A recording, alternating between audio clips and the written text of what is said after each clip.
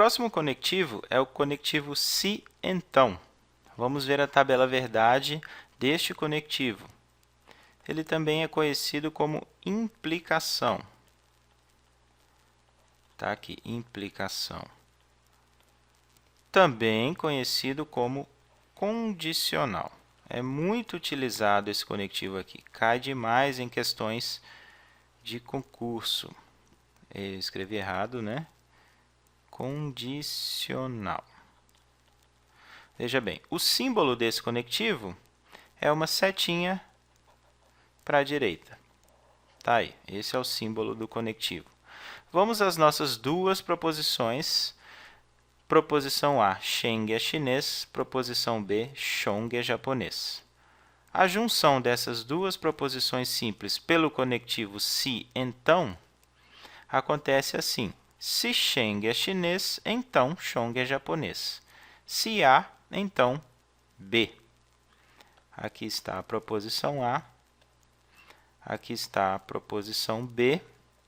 E o conectivo se então está fazendo a junção destas duas proposições simples para construir a proposição composta se A, então B. Utilizando símbolos, ficaria A, setinha para a direita, B. Se A, então B. Isso aqui pode ser lido também da seguinte maneira. A implica B. Vou escrever A implica B.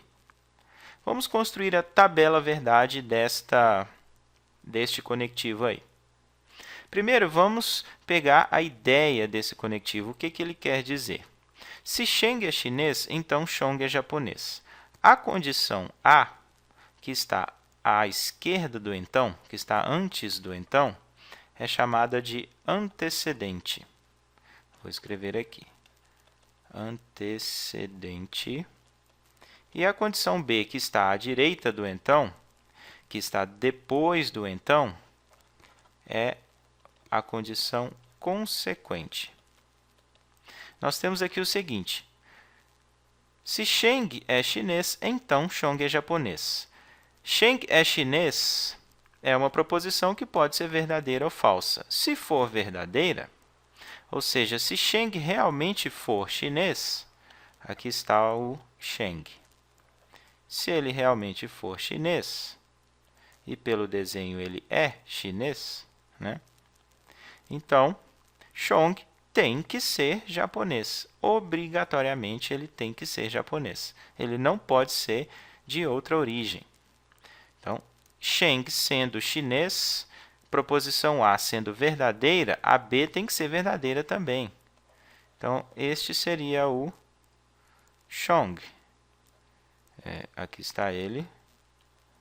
Ele é japonês. Tá? Então, Sheng sendo chinês, Chong tem que ser japonês, obrigatoriamente. Agora, se Sheng não for chinês, digamos que este aqui seja o Sheng. Ele não é chinês.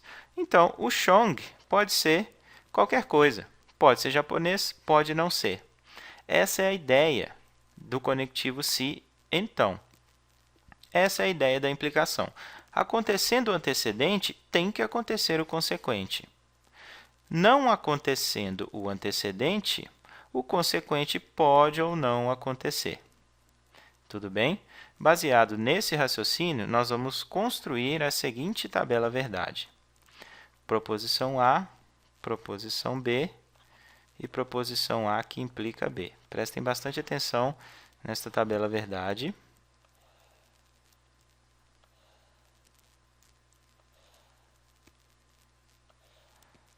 Vai ficar da seguinte maneira.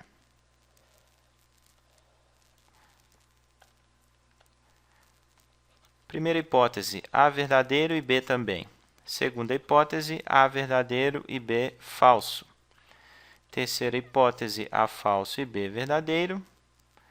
Quarta hipótese, A falso e B falso também. Então, vamos lá. Aconteceu o antecedente.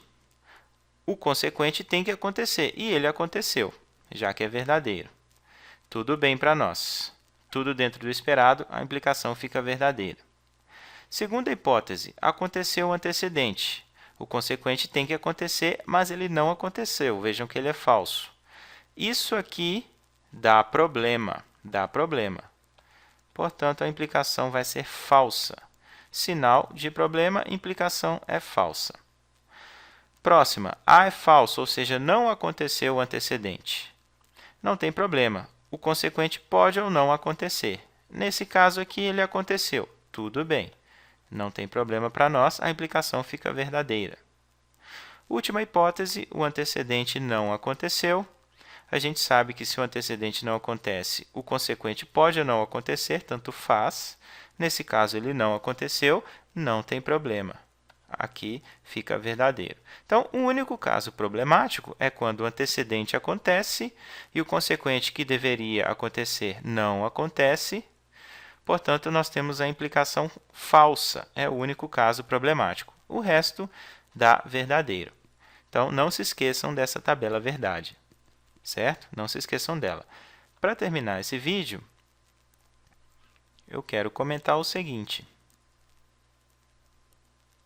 Quando nós temos uma implicação, digamos A que implica B, nós podemos dizer duas coisas. Nós podemos afirmar duas coisas.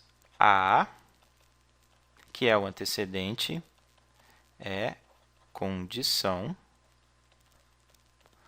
suficiente para B. A é condição suficiente para B. O antecedente é condição suficiente para o consequente. O que quer dizer esta afirmação? Quer dizer que se A acontece, B tem que acontecer. A acontecer é bastante para B acontecer. Basta que A aconteça para B acontecer, certo? Isso é ser suficiente.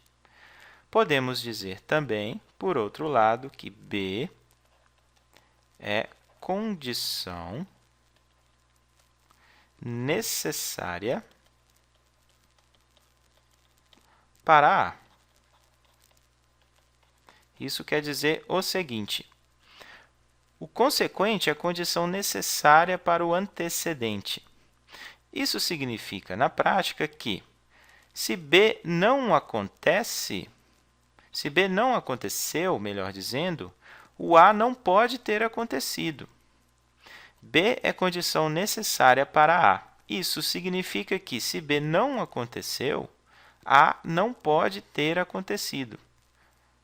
Porque se A tivesse acontecido, o B tem que ter acontecido também, né? Então, o raciocínio é esse. Se B não aconteceu, A não pode ter acontecido. Isso é o sentido da frase B é condição necessária para A. Então, repetindo esse raciocínio rapidamente só para terminar o vídeo, A é condição suficiente para B significa que se A acontece, B tem que acontecer. B é condição necessária para A significa que, se B não aconteceu, A não pode ter acontecido. Tudo bem? Esse conceito de ser suficiente e ser necessário costuma ser cobrado em algumas questões de concurso.